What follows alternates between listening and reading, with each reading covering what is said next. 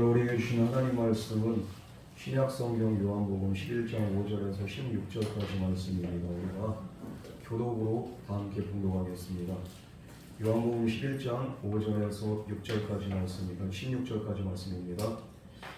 예수께서 본래 마르다와 그 동생과 나사로를 사랑하시더니 나사로가 밤을 드시고 그 계시는 곳에 이틀을 들어가시고 그 후에 제자들에게 이르시되 유대로 다시 가자 하시니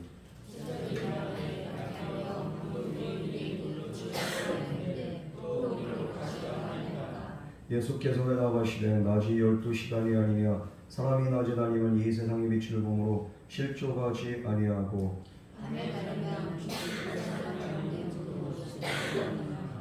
이 말씀을 하신 후에 또 이르시되 우리 친구 나사로가 잠들었도다. 그러나 내가 깨우러 가노라.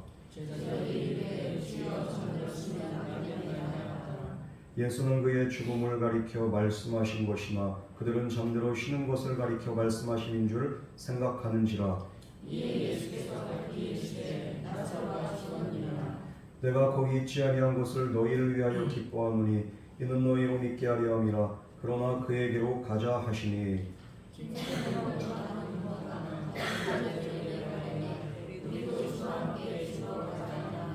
아멘. 우리 다 같이 기도하겠습니다.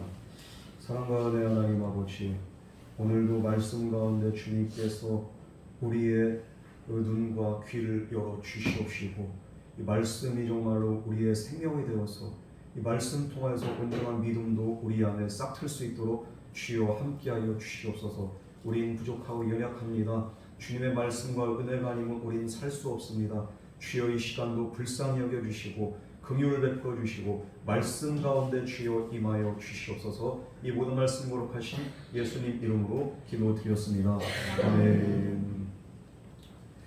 지난 시간 나사로가 병이 들었을 때 이 두 자매가 이제 사람을 보내가지고 이렇게 서신을 예수님에게 전달합니다. 예수님의 그 사랑하는 자가 병들었습니다. 죽을 병 걸렸다는 얘기죠. 그 말을 듣고 예수님이 이 병은 죽을 병이 아니라 하나님의 영광을 나타내기 위한 그 병이다. 예수님이 그렇게 말씀하셨어요. 그런데 예수님의 답신을 받았음에도 불구하고 나사로는 여전히 병석에 누워있고 회복이 되지 않습니다. 그의 병이 죽을 병이 아니라는 예수님의 말씀을 들었기 때문에 희망이 막 생겼을 거예요. 그런데 그 고통이 줄어들지 않습니다. 진땀을 흘리고 고통 속에 계속 괴로워하다가 결국에 오늘 말씀해 보면은 나사로는 사랑하는 너희들 앞에서 싸늘한 시체로 변하게 됩니다. 이들은 예수님 말씀 오해했을 거예요. 예수님이 죽을 병 아니라고 했으니까 분명히 낫는다, 고침 받는다, 아니면 예수님이 그렇게 말씀하신 것만으로도 우리 오빠가 이렇게 고쳐지겠지 이렇게 기대를 했을 수도 있어요. 왜냐하면 이 병은 죽을 병이 아니란 말에 거기에 이렇게 초점을 두면은 안 죽는 거죠, 오빠가. 그런데 예수님의 초점은 나사로의 병이 죽을 병이 아니라 무엇입니까? 그 뒤에 있죠. 초점이 바로 하나님의 영광, 여기에 초점을 딱 맞추고 있는 겁니다.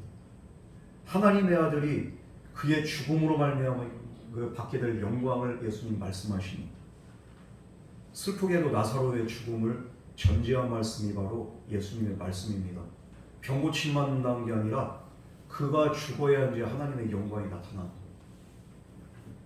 예수님께서 그래서 나사로가 죽을 것을 알고 계셨고 나사로가 죽음과 동시에 다시 살아남을 통해서 하나님의 아들이신 예수님이 영광을 받게 되는 것을 염두에 두시고 이렇게 말씀하는 거예요. 참 이렇게 헷갈리죠. 우리가 세상에는 이치라는 게 있어요. 다 정해진 법칙을 이치라고 하거든. 자연의 이치, 세상의 이치, 만물의 이치. 수학에도 공식이 있습니다. 이 공식을 잘 이렇게 외우면은 그 법칙을 잘 이렇게 이해를 하면은 문제가 풀이가 되는 거예요. 그래가지고 수학 공식이나 자연법칙을 암기해서 그대로 적용하면 해답을 얻을 수가 있습니다. 이 세상은 그래서 이 공식에 의해 가지고 이런 것들이 우리가 말하는 것도 어법이나 문법이라는 게 있어요. 공식이 있습니다. 그거에 따라 가지고 그렇게 말을 하게 되는 거예요. 한국어에는 한국의 공식이 있고요. 영어에는 영어의 공식이 있고요. 중국에는 중국어의 공식이 있습니다. 이 공식에 이렇게 전혀 이렇게 위배되지 않는 언어들이. 예전에 그냥 이렇게 제가 그 수학에 대해서 진짜 아주 그냥 이렇게 맨날 수학 시험을 치면은 10점, 20점 나오는 그런 친구가 있어요. 진짜 제가 볼 때는 꼴통이라고 생각을 했는데, 근데 이 친구가 당구를 기가 막히게 잘 쳐요. 당구 그냥 이렇게 한 300을 치는데, 이게 저는 그냥 이렇게 30 놓고 치는데 처음에 배운 앞만 쳐도 모르겠는 거예요. 그런데 나중에 이렇게 보니까 얇게 맞추고, 그리고 이렇게 각도가 어디다 휘내로를 얻다 주고, 그렇게 방향을 하니까 그대로 맞추니까 각도가 또 틀어지는 게 달라져요. 나중에 알고 봤더니 이게 삼각함수의 코사인 법칙을 이렇게 적용한 거죠. 깜짝 놀랐어요. 그런데 수학은 완전히 개판이. 그런데 당구는 기똥차. 머리가 진짜 비상. 야, 어떻게 수학을 모르는 애가 이런 이치를 잘할 수 있을까? 진짜 천재 아닌가? 이런 생각이 든 적이 있어요. 그런데 그대로 이렇게 법칙대로 하니까 이게 되더라고. 길이 보이더라. 그런데 신앙생활 하다 보면은 공식이 있습니까? 없습니까? 우리가 믿음의 공식은 있어요. 믿음대로 어떻게 기도하고 어떻게 믿고, 그러면은 하나님께서 어떻게 역사를, 하나님께서 말씀하셨습니다. 그런데 이 공식이나 법칙이 맞을 때가 있습니까? 없습니까? 맞을 때가 없을 때가 있어. 분명히 믿고 기도하라고 했는데 믿고 기도했어. 그런데 응답이 안 와. 실제로는 이게 원칙에, 믿음의 법칙에 맞지 않아서가 아닙니다. 우리가 그렇게 느낄 뿐이죠. 그럴 때, 그런데 우리는 그렇게 느껴질 때 어떻게 합니까? 어쩔 줄 몰라하는 거예요. 이거 어떻게 하면 좋아? 기도해도 안 되는, 큰일 나네. 난리 부르스가 나고 호들갑을 떱니다. 그래가지고 시험에 들기도 하고 절망에 빠지기도 합니다. 심지어 하나님을 원망하기도 합니다. 아니, 하나님 말씀에 이렇게 되기로 하나님이 말씀하셨음에도 불구하고, 약속하셨음에도 불구하고 어찌 이럴 수가 있습니까? 우리가 이게 말씀대로 뭔가가 안 되면은 우리가 원망하고 짜증내고 불평할 때가 있어. 분명히 예레미야서 33장 3절 말씀에 너는 내게 부르짖으라 내가 내게 응답하겠고, 하나님이 분명히 말씀하셨어요. 그래서 그 말씀 붙잡고 부르짖었어요. 근데 응답이 안 와. 그래가지고 하나님 말씀 따라서 막 열심히 금식도 하고 기도도 하고 철야도 하고, 우리가 막 진짜 막 최선을 다해서 하나님을 붙잡는데 응답을 얻지 못하고 상황이 꼬일 때가 있어요. 그러면 혼돈에 빠집니다.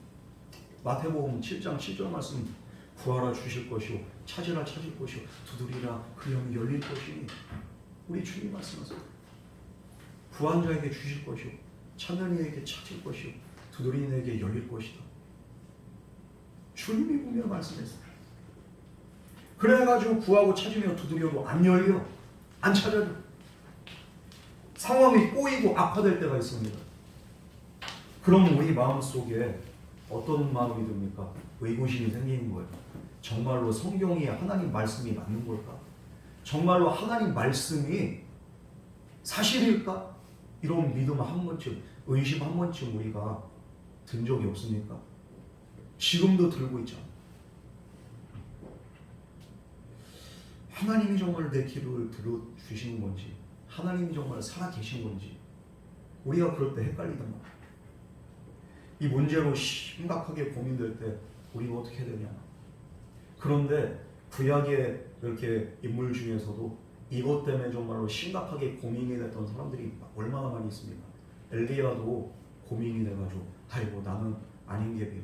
하나님 남대 10조보다 더 낫지 못합니다. 좀만 그냥 이렇게 어려움에 붙잡히니까 광야로 도망가서 로뎀나무 그늘 밑에서 머리 쳐박고 그냥 누워서 나 죽여달라. 믿음이 이렇게 무너지는 거예요. 갈멜산에서 어떤 역사가 일어났는데 그냥 환경의 현실의 문제 앞에서 금방 나약해집니다. 요셉은 어떻습니까? 요셉은 하나님 앞에서 항상 최선을 다해서 살았습니다. 어떤 상황에서도 하나님을 신뢰했습니다. 그런데 그렇게 믿음으로 사는 건 그 결과가 뭡니까? 하나님이 요셉에게 그 꿈을 보여줬어요. 이상을 보여줬어요. 그렇게 될 거라는 거잖아요. 그런데 현실은 어떻습니까? 형들한테 미움받고 이집트로 팔려가고, 거기서도 겨우 자리 잡는가 싶었더니만 그냥 또 억울한 누명 써가지고 감옥으로 들어가고 기약 없는 감옥 생활을 하게 되고, 17살에 그냥 이렇게 노예로 팔려간 이후로 근 13년의 시간 동안에 그는 알 수 없는 고난과 어려움 가운데 그가 정말로 사람 대우도 못 받고 그가 어려움 속에 살아요. 여러분, 이런 걸 보면은 진짜 믿음으로 산 그 결과가 이런 거라면은 우리는 어떻습니까? 의심이 될 수밖에 없어요. 내가 믿는다고 했지만 이게 현실은 정반대인데 어떻게 합니까? 이게 믿음의 원칙이 상식적으로 안 들어맞을 때, 하나님이 보이지 않을 때 우리의 믿음이 걷잡을 수 없이 무너질 때가 많이 있습니다. 요즘에 새벽마다 욥기서를 묵상하는데 욥이 정말로 대단한 게 뭐야? 믿음이 계속 무너지고 있어. 믿음의 법칙대로 이게 안 되는 거예요. 욥의 친구들은 계속 저주를 하고 욥이 죄인이라고 정죄합니다. 욥의 편에 선 사람 한 사람도 없습니다. 그의 부인조차도, 예전에 그의 여종들조차도 욥을 그냥 무시합니다. 동네 꼬마들조차도 욥을 보면서 손가락질하면서 얼레리꼴레리 합니다. 욥의 친구들은 오히려 네가 죄인이기 때문에 하나님이 너를 저주한 거다, 이렇게 말합니다. 이럴 때 욥은 정말로 가슴이 찢어지고 무너지는 거예요. 그러나 욥도 그렇고 요셉도 그렇고 한 가지, 하나님을 볼 수 없었고, 하나님이 정말로 왜 이런 상황 가운데 나를 코너로 몰아넣으신지 알 수 없지만 이들은 원망하지 않고 끝까지 하나님을 신뢰하는 것을 보게 됩니다. 여러분, 그 결과가 어떻게 됩니까? 요셉은 30세에 이집트의 총리가 돼서 나라를 치리하는 자가 됩니다. 정말로 옛날 그 고대 시대에는요, 관직에 나갈 수 있는 나이가 몇 살입니까? 30세에 관직에 나가는 거예요. 그 전까지는 수습이나 그렇게 또 이제 공부하거나 그 교육을 받습니다. 30살이 될 때까지 하나님이 요셉을 그릇을 만들어 놓은 거예요. 그런데 요셉은 모르죠. 17살 소년이 뭘 합니까? 그러면서 그냥 노예 생활하고 감옥 생활하고 30살이 될 때까지, 그럼에도 불구하고 하나님 붙잡고 믿음으로 기다렸더니 요셉이 어떻게 됩니까? 관직에 나갈 나이가 될 때 하나님이 그를 바로 앞에 딱 세워버리는 거예요. 그리고서 결국에는 이집트의 총리가 되게 하셨습니다. 여러분, 결국에 믿음의 원칙은 뭡니까? 무너지는 게 아니에요. 믿음의 원칙이 없는 게 아니에요. 없는 것처럼 보일 뿐이지 믿음의 원칙은 반드시 있습니다. 하나님은 우리 기도에 반드시 응답하신 줄 믿으시기 바랍니다. 하나님을 의심하지 말고 끝까지 신뢰해야 돼요. 그런 믿음이 있다면 하나님은 그런 믿음의 사람을 통해서 얼마든지 세상을 변화시킬 수 있어요. 오늘 본문 말씀에서도 우리에게 그런 믿음을 가지라고 우리를 격려합니다. 이 말씀 통해서 우리는 정말로 환경이 깜깜하고 암울하고 어두울 때, 내가 믿음으로 산다고 할지라도 믿음대로 안 될 때 우리는 어떻게 살아야 될까? 우리가 함께 이 말씀 통해서 은혜를 나누고자 합니다. 우리 먼저 5절에서 6절 말씀 다 같이 공부하겠습니다. 시작.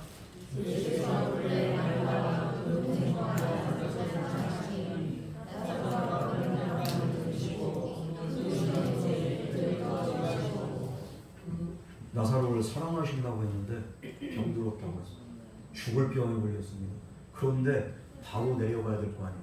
그런데 바로 안 내려가고 이틀을 더 유하시고서, 그리고서 그냥 이렇게 시간을 그냥 끌고 있다는 거죠.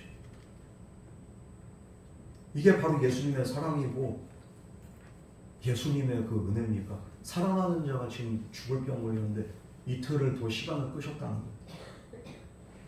이해가 안 가죠. 이해가 안 가. 왜 이렇게까지 하셔야 됩니까?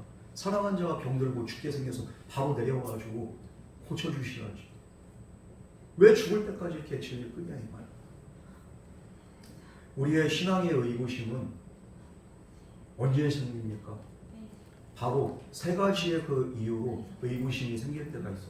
첫 번째로 언제 의구심이 생기냐면은 왜 지금 안 해? 왜 당장 하나님이 응답 안 하시냐 이 말이에요. 시간적인 문제입니다. 이건 타이밍이죠. 하나님의 시간과 그런데 우리의 시간에는 차이가 있기 때문에 우리가 생각할 때는 지금 당장 역사 안 하시는 것 같고 그래서 시험에 드는 거예요. 우리는 지금을 살아가기 때문에 하나님 응답해 주세요. 언제? 지금. 우린 그렇게 얘기합니다.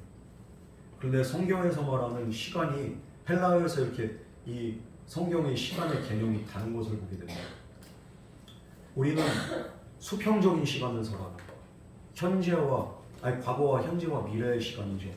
수평적으로 흘러갑니다. 이건 역사도 흐른다고 하죠.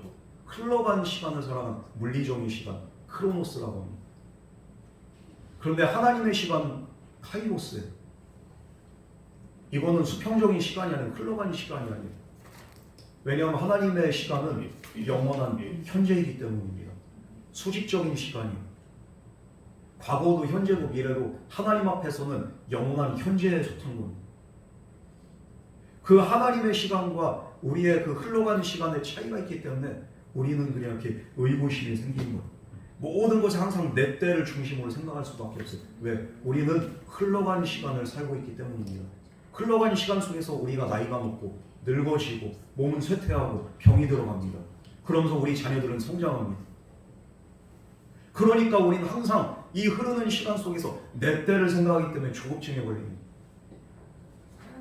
그래서 지금 당장 응답하기를 우리는 원합니다. 그러나 지금 상황이 하나님 앞에서는 당장이 급한 상황이 아니에요. 어제나 오늘이나 영원토록 변함없으신 하나님. 왜 그렇습니까? 영원한 현재를 살아가시는 분이기 때문인 줄 믿으시기 바랍니다. 그 영원한 현재의 시간 속에서 하나님은 그냥 이렇게 가장 완벽한 타이밍을 영원한 그 시간 속에서 거기를 딱 찾으시는 거예요. 우리가 볼 때는 어제랑 오늘이랑 내일은 다릅니다. 그러나 하나님이 보실 때는 똑같은 거예요. 그 똑같은 시간대에서 어떤 타이밍이 가장 적절한가? 하나님은 그것을 보십니다. 물론 하나님의 타이밍과 나의 타이밍 시간대가 일치하면 문제가 없어. 그럼 할렐루야지. 하나님이 나에게 이렇게 역사하셨습니다. 그러나 하나님의 시간과 방법은 우리의 것과 다름을 우리가 인정해야 됩니다. 하나님의 시간이 우리의 시간과 같이 똑같이 흘러간다고 생각하십니까? 아니에요. 하나님은 창조자이십니다. 태초에 시간이란 개념이 없을 때 이미 하나님은 계셨고, 그리고 하나님은 시간과 공간과 천지를 창조하신 분이 그분이 바로 하나님이십니다. 그러므로 하나님의 시간대와 나의 시간대는 다르다는 것을 우리가 인정할 때 우리가 믿음 안에서 기다릴 수가 있는 거예요. 그런데 사람들은 이게 다르기 때문에 혼란에 빠집니다. 분명한 사실은 하나님의 때와 나의 때가 다르다는 것을 우리가 알아야 됩니다. 하나님은 하나님의 완벽한 때에 맞춰서 하나님은 분명히 일하시고 행동하십니다. 마찬가지로 우리 예수님도 왜 이틀을 더 유하셨느냐? 예수님은 인간의 시간대에서 판단하신 게 아니에요. 지금 하나님의 관점, 하나님의 시간 안에서 언제가 적절하냐? 이틀을 그래서 더 유하시고 예수님은 출발하십니다. 지금 우리에게 기도 응답이 없는 이유는 왜 그렇습니까? 먼저는 하나님과 나의 시간대가 다르다는 것을 우리가 인지하지 못해서 그래요. 응답이 안 오는 게 아니에요. 하나님 응답하십니다. 그러나 지금이 아닐 수도 있습니다. 그러나 하나님은 하나님의 시간 안에서 반드시 하나님의 응답이 이루어지는 줄 믿으시기 바랍니다. 두 번째로, 내게 해결되지 않은 그런 죄의 문제가 남아있다면 하나님은 지금 응답하실 수가 없어요. 내가 죄의 문제가 해결이 안 되는데, 내가 죄가 있는데 하나님은 그 죄의 문제를 덮어놓으시고서 나에게 응답하시는 분이 아닙니다. 여러분, 지금 내가 기도를 하는데 응답이 없다면 나에게 어떤 죄가 있는지를 먼저 알아야 되는 거예요. 내게 죄가 있는 것을 깨닫는 자가 회개하는 것. 때로는 우리가 이렇게 문제를 놓고 기도를 하는데 하나님이 내 죄를 깨닫게 하십니다. 그래가지고 먼저 이 문제 놓고서 기도를 했었는데 어느 순간에 갑자기 내 기도가 바뀌는 거예요. 회개가 나오는 거예요. 하나님, 내가 이러이러한 죄를 저질렀습니다. 하나님 용서해 주세요. 문제 해결을 놓고 기도하다가 회개를 했는데 오히려 마음에 평안이 찾아오는 경우가 있어요. 그런데 마음에 평안이 찾아오는데 갑자기 문제가 해결되는 경우가 있어요. 왜 그렇습니까? 내 문제가 하나님 앞에서 해결될 때, 내 죄가 하나님 앞에서 해결될 때 문제는 저절로 그냥 이렇게 해결이 되는 경우가 있어요. 여러분, 우리는 그러므로 하나님의 때를 알아야 됩니다. 모든 일이 신앙의 원칙에 마저 떨어지지 않을 때 우리가 무엇을 알아야 되냐면은 하나님의 시간과 나의 시간, 하나님의 때와 나의 때가 맞지 않다는 것을 인정하고 우리가 하나님의 때를 기다릴 수 있는 저와 여러분 되기를 주님의 이름으로 축원합니다. 우리가 하나님을 만난다는 건 뭡니까? 과거, 현재, 미래를 뛰어넘어서 하나님의 수직적인 시간, 영원한 현재로 들어가는 것, 그게 바로 하나님을 만난다는 것.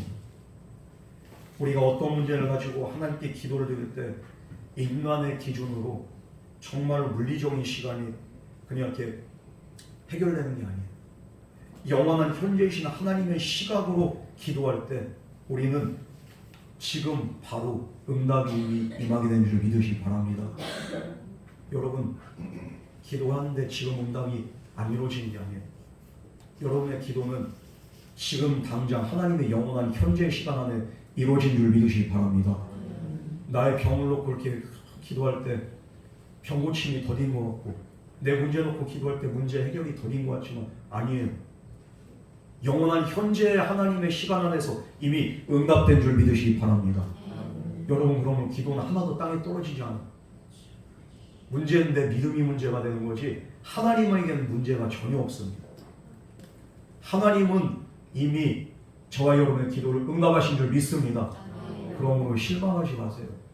실망하지 마시고 낙심하지 마시고 끝까지 기도해서 승리하는 저와 여러분 되기를 주님으로 축원합니다. 두 번째로 정말로 하나님이 왜 지금 당장 응답하지 않으시니? 인내와 기다림을 그 믿음의 영성을 키우기 위해서 하나님이 때로는 침묵하실 때가 있어요. 응답은 이미 하셨지만 그러나 지금이 아닌 이유가 뭡니까? 바로 우리를 더 성장시키기 위해서. 기다림은 다른 말로 인내라고 말합니다. 여러분, 믿음은 무엇입니까? 바로 이 인내의 과정입니다. 기다림을 모르는 사람은 믿음이 없는 거예요. 기다리지도 못하면서 그냥 주여 한두 번 하고서 그냥 그러면 그렇지 하나님이 보시기에 얼마나 기가 막혀요. 정말로 하나님과 하나님의 말씀을 믿는다면은 우리의 믿음은 어떻게 됩니까? 지금 당장에 먹을 게 없어도 외양간 안에 소가 없고 포도나무에 열매가 없고 논밭에 그 정말로 이게 소출이 없어도 수확이 없어도 우리는 기다려야 됩니다.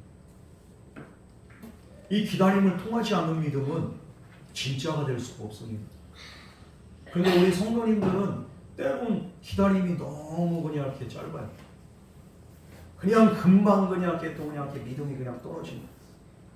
그럴 때 우리가 어떻게 기다릴 수 있습니까? 우리가 받은 복을 헤아려올 줄 아는 그런 믿음이 있다면 지금까지 내가 지내온 그 지난 날들 그 어느 것 하나 하나님의 손길이 정말로 거치지 않은 것이 없었던 지난 날의 그 은혜들을 우리가 기억할 때 우린 믿음으로 기다릴 수 있습니다. 여러분, 정말로 하나님이 나와 함께 하실까? 하나님이 내 기도 응답하실까? 이런 의심이 될 때 지난 날의 은혜를 기억하면서 그러면서 정말 주님 바라볼 때 우리는 기다릴 수 있어요. 많은 사람이 기도에 응답이 없을 때 조급합니다. 그래서 믿음을 버리고 주님 그 사랑을 배신하는 거예요. 주님 사랑은 한결같은데 우리는 우리의 사랑과 우리의 믿음은 너무도 얄팍해요. 기다림을 포기하는 거예요. 그러면서 믿는다고. 내가 믿었는데 별 소용이 없구만. 그런 입들은 그냥 입이 아니고 주둥이잖아. 그 외에 그 입을 달고 사는 거예요. 여러분, 시험과 고통은요 기다림과 인내를 통해서 결실을 맺는 거예요. 하나님은 인간을 수많은 시간 동안 하나님은 기다리셨습니다. 그리고 말씀이 육신이 되셔 이 땅에 오셨어요. 영원하신 하나님의 시간 안에서 인간의 크로노스의 시간으로 그냥 주님께서 임재하셨다는 거예요. 여러분, 그러므로 하나님도 우리를 이렇게 기다리셨는데 우리도 또한 하나님을 기다릴 줄 아는 그런 믿음과 지혜가 있습니다. 하나님을 믿고 기다리며 인도하는 사람은 복이 있습니다. 믿음과 사랑은 기다림입니다. 희망은 기다림의 원동력이 됩니다. 이 기다림을 통해서 우리 믿음은 완전해지고 하나님의 역사는 완성되는 줄 믿으시기 바랍니다. 여러분, 기다리세요. 끝까지 인내하는 자는 복이 있습니다. 정말로 요한계시록에서 우리 주님이 말씀하였던 죽도록 충성하라. 그리하면 생명의 관을 내게 주리라. 이 면류관을 얻기 위해서 우리가 기다리면서 인내하면서 때로는 최후 승리를 얻기까지 우리가 피를 흘리면서 싸워야 되기도 하고 우리가 고난 가운데도 견뎌야 되고, 그때 주님 다시 오실 때 우리는 공중에서 주님의 그 영광의 얼굴을 뵙게 된 줄 믿습니다. 인내할 줄 아는 성도 반드시 복이 있다는 것. 그리고 세 번째로, 왜 이렇게 의구심이 드는데도 하나님이 지체하시고 때로는 정말로 왜 그렇게 상황이 악화되는데도 하나님이 가만히 바라보실까? 우리가 약간의 문제가 해결되는 것은 그만큼의 그냥 이렇게 기쁨이 있죠. 그런데 큰 문제, 정말로 사람이 해결할 수 없는 그 문제를 우리가 직면하게 될 때, 그 문제가 해결되고 응답되게 될 때 우리는 어떻게 됩니까? 작은 문제보다 큰 문제가 해결되는 사람에게는 기쁨이 그만큼 더 크게 임하게 되는 거예요. 병고침 받는 거, 이거 얼마나 정말로 큰 문제입니까? 이 문제 해결될 때도 얼마나 큰 기쁨이 있겠습니까? 그런데 죽은 자가 살아나는 건 이건 상상할 수 없는 일이에요. 죽었다 살아나면은 이건 더 큰 역사가 되죠.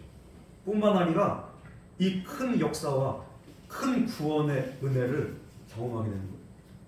나사로가 죽었다 살아나면 이들은 이제는 영원히 주님을 배신하지 않아요.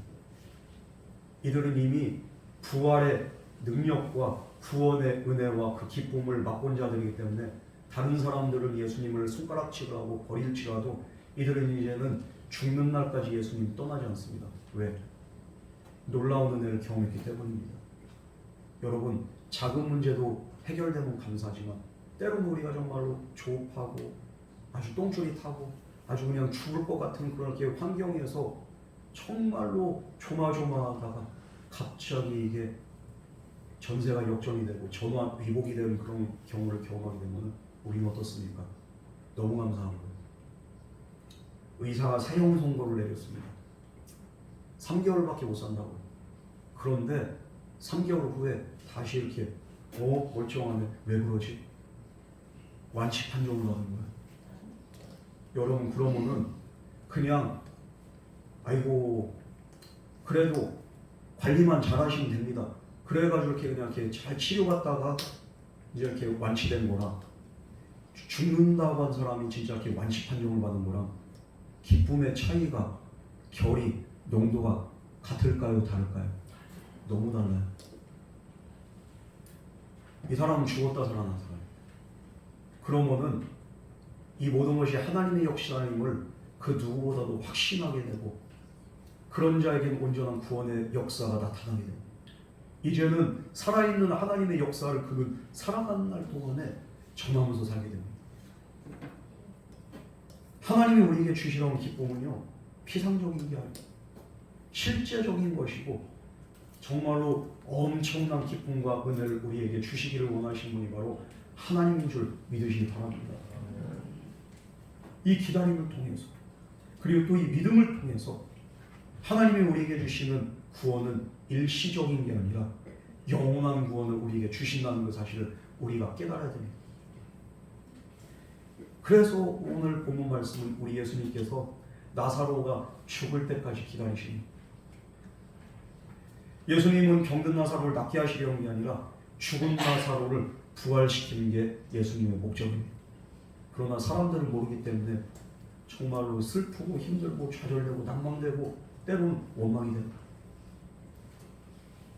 참된 구원과 기쁨을 알게 하기 위해서 우리 예수님 나사로가 죽기까지 기다리십니다. 여러분, 우리가 다 알 수 없습니다. 이해할 수도 없습니다. 우리가 어떻게 이해합니까? 이해할 수 없고 알 수 없을 때 그럼에도 불구하고 내가 믿는 하나님이 어떤 하나님이시고 그 하나님에 대한 그 인식만 바로 서 있다면 우리는 기다릴 수 있고 우리는 인내할 수 있고 우리는 그리고 하나님의 역사를 끝까지 우리가 소망하면서 살아갈 수 있는 줄 믿으시기 바랍니다. 하나님의 시간과 나의 시간은 분명히 다릅니다. 하나님의 계획과 나의 계획, 하나님의 생각과 나의 생각은 분명히 다릅니다. 그러나 분명한 사실 한 가지입니다.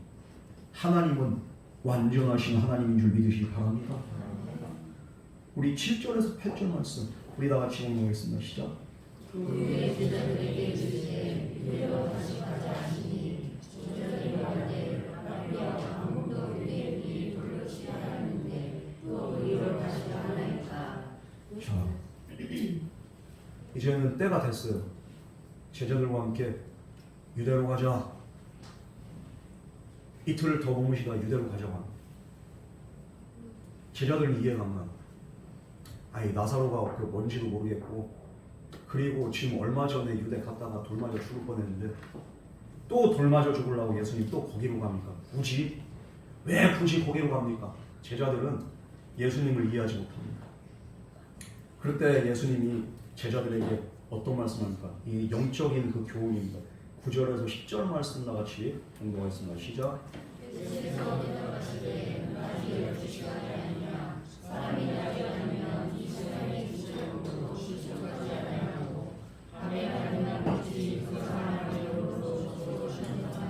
여기에서 계속 나오는 게 바로 때에 대해서 얘기합니다.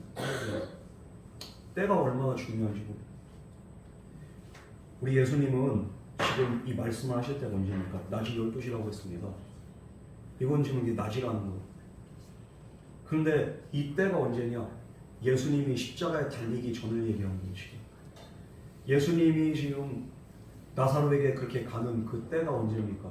십자가 고난 당하기 6일 전입니다. 시간적으로 6일 후에 이제 시간이 없어요.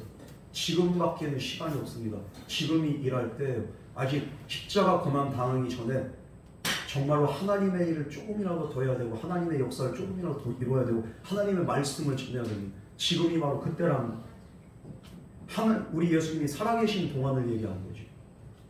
그러므로 지금 고민하고 방황할 때가 아니라 일할 때라고 예수님이 말씀하시면서 그러면서 이어서 또 뭐라고 말씀하십니까?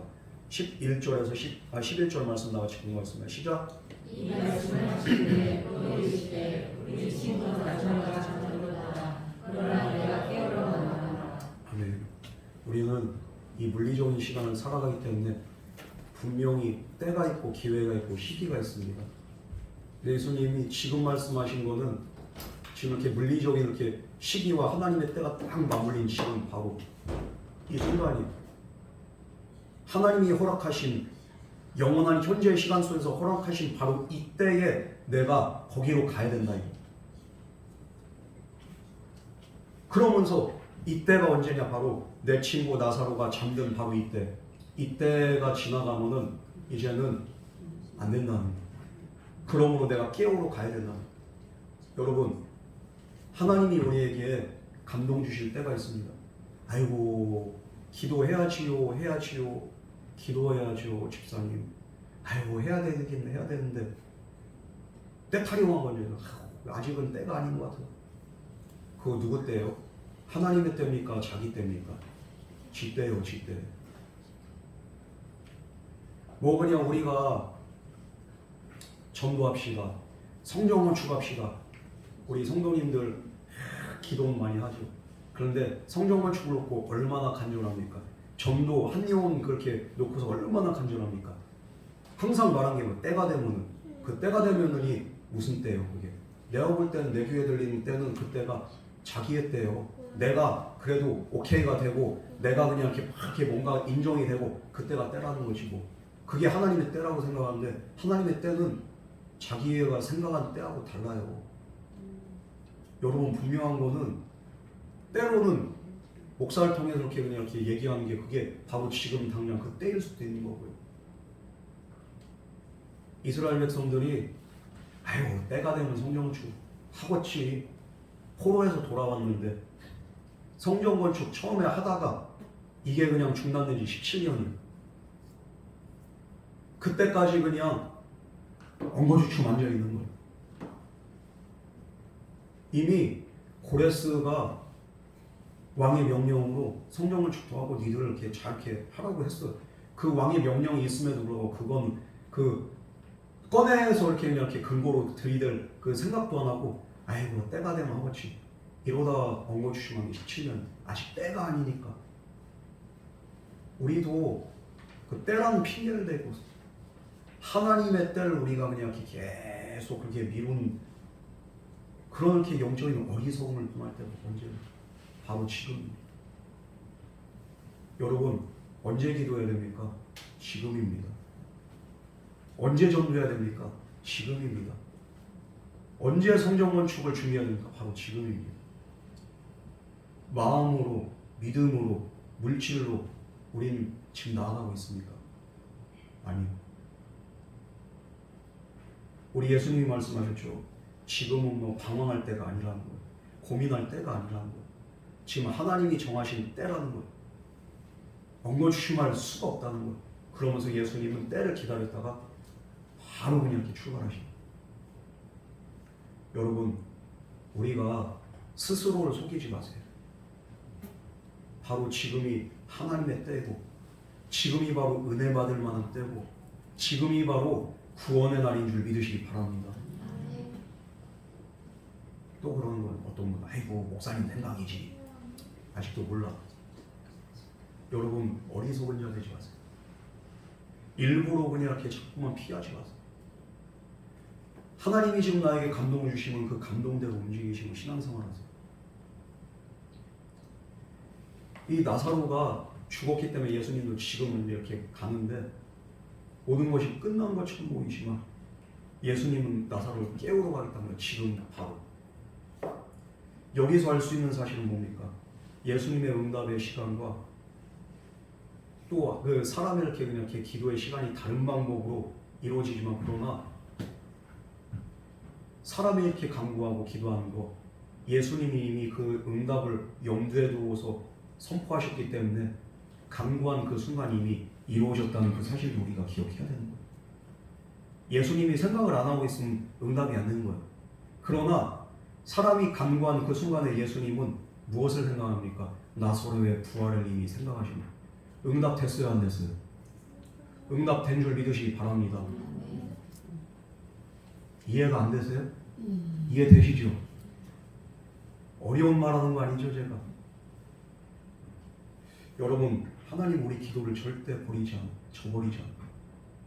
단지 하나님의 응답이 우리의 시간과 맞지 않는 거지만 하나님의 때는 정확합니다. 인간의 모든 것을 하신 하나님은 인간의 눈물도 하시고 상처도 하시고 마음의 그 아픔도 하세요. 절대 외면하지 않으십니다. 그리고 또 한 가지 중요한 사실은 인간에게 죽음과 같은 문제도 우리 하나님 앞에서는 잠자는 것 같이 간단한 문제인 줄 믿으시기 바랍니다. 잠잔다는 거예요. 이게 무슨 말이에요? 그리스도 안에 있는 사람에게는 죽음이 없다는 얘기예요. 죽음은 잠시 잠을 자는 거에 불과합니다. 이 하나님의 영원한 시간 속에서 영원한 현재 속에서 우리는 그냥 잠자다가 일어나는 거지. 영원한 현재를 살기 때문에 우리는 영생을 얻는다는 것도 뭡니까? 하나님과 함께 영원한 현재의 시간을 살아가는 게 그게 바로 영생입니다.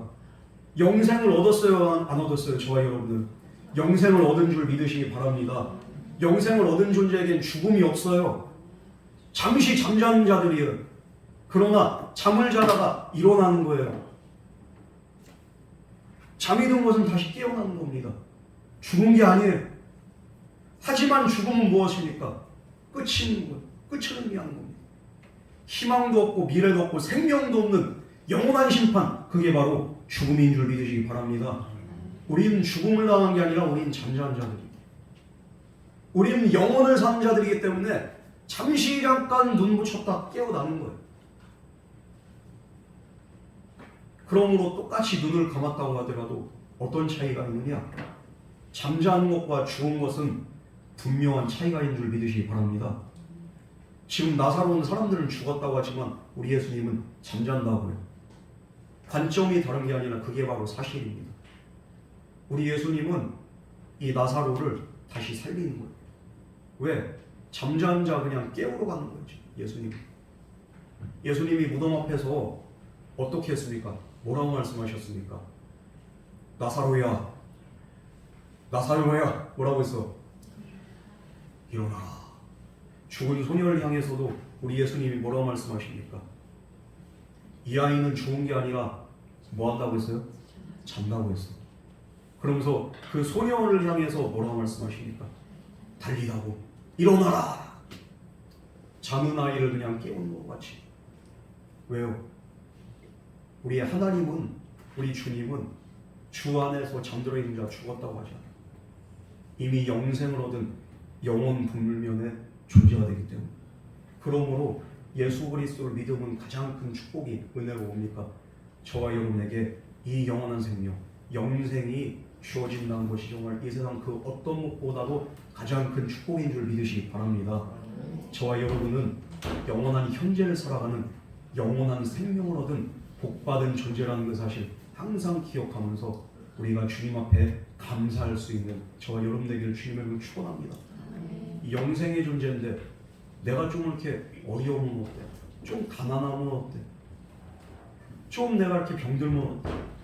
주님이 다시 살려주실 것이고 주님이 부욕케 하실 것이고 주님이 영원한 은혜를 저와 여러분에게 주실 것인데 우리는 환경적인 것 때문에 현실적인 문제 때문에 우리가 기죽지 마시고 주님 바라보면서 믿음으로 승리할 수 있는 저와 여러분 되기를 주님을 축복합니다. 우리 12절 말씀 우리 다 같이 공유하겠습니다. 시작.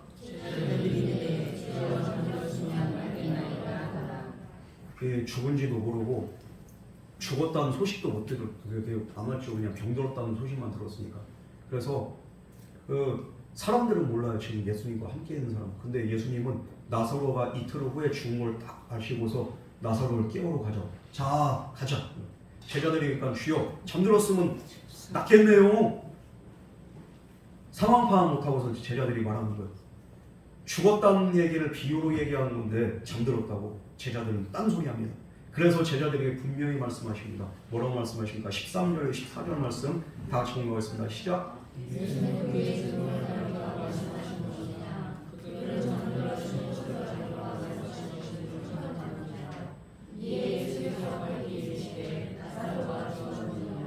자, 밝히 이제 이렇게 이르시되 나사로가 죽었다고. 잠자는 게 아니라 진짜로 죽었어.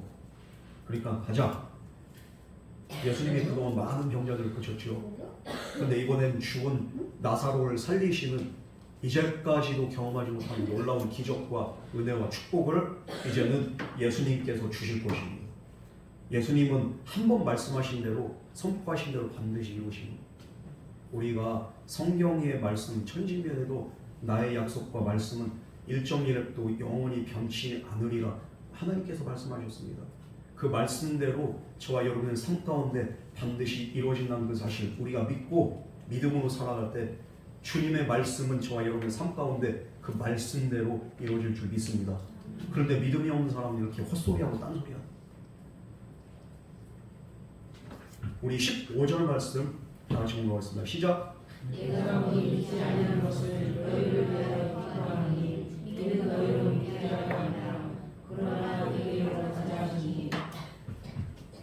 정말로 예수님께서 나사로를 죽을 때까지 기다리신 것도 이 죽음이 이제 이렇게 극복된 그 순간을 봄으로써 주변 사람들도 본인 자신뿐만 아니라 주변 사람들도 온전한 믿음으로 거듭나라.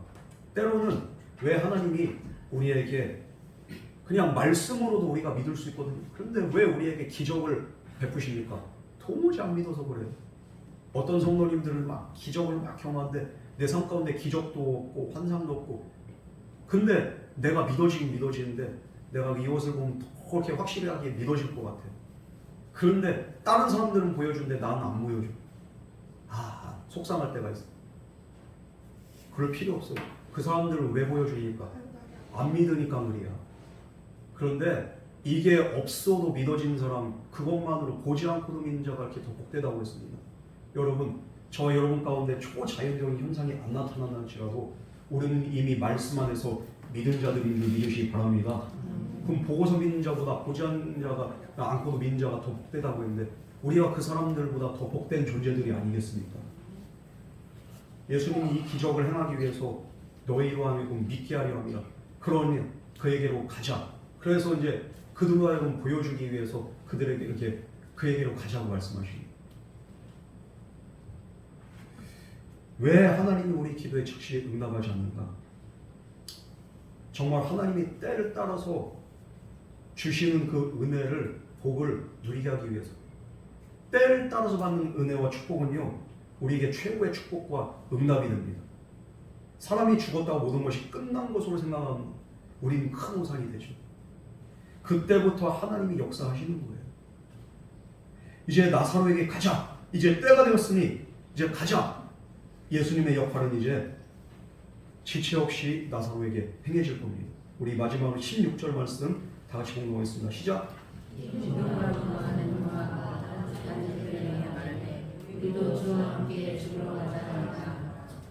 이게 무슨 말이에요? 갑자기 나사로한테 가자고 하는데 우리도 주와 함께 죽으러 가자. 이 뜬금없는 얘기를 합니다. 왜 그렇습니까? 도마는 예수님이 목숨 걸고 유대로 가자고 하니까 그 말씀, 비장한 각오를 가지고 우리도 함께 가자 이런 거지. 우리도 주님과 함께 죽으러 가자. 어찌 주님만 위태롭게 하겠냐 이 말. 예수님이 지금 죽음을 무릅쓰고 가자는 걸 이들은 정치적으로 이렇게 받아들이고, 왜? 이들이 생각하는 예수님 정치적인 메시아.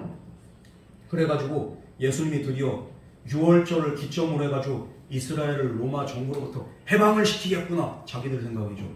그래가지고 예수님이 기다리는 그 순간 이제는 우리에게 보여주시겠구나. 좀 전에 이는 너희로 믿게 하려 함이라 그 말씀을 다르게 해석한 거예요. 예수님이 믿게 하기 위한 그 뭡니까? 죽은 나사로가 살아난 부활의 장면을 보여줘서 믿게 하기 위해서, 내가 또 하나님의 어떤 존재를 믿게 하기 위해서 예수님이 가자고 한 건데 이것을 다른 식으로 해서 그곳으로 가서 나사로가 죽은 그 유대로 가서 이제 내가 해방을 할 거야. 해방 전쟁을 할 거야. 그래서 너희로 하여금 보여줄 거야. 가자. 그러니까 아멘 하고 따라간다. 다르게 해석한 거죠. 하나님이 이렇게 말씀하시는데 우리는 다르게 해석을 하고, 신앙생활도 그런 식으로 하면 진짜 골 때리는 거예요. 하나님 말씀은 하나님 말씀 그대로 받아들여야지 다른 식으로 해석하면 이게 진짜 이단이 되는 거예요.